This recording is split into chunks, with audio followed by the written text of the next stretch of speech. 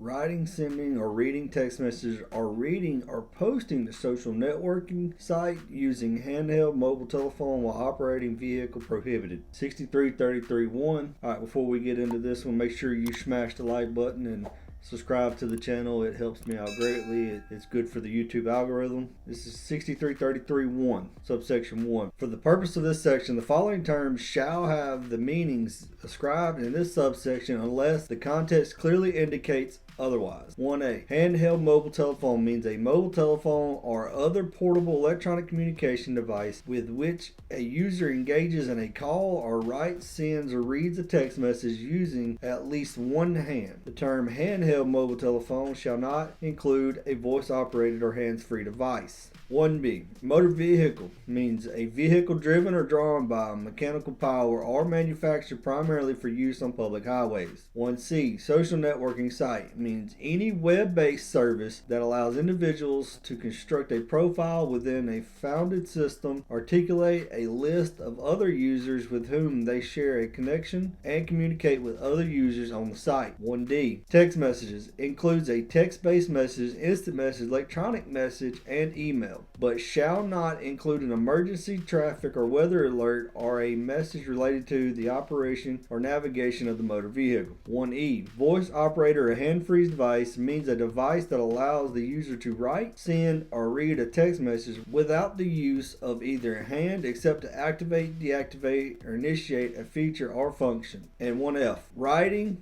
sending, and reading with respect to a text message means the manual entry, sending, or retrieval of a text message, respectively, to communicate with another person or device. 2. An operator of a motor vehicle is prohibited from writing, sending, or reading a text message and from accessing, reading, or posting to a social networking site using a handheld mobile telephone while driving said motor vehicle. 3.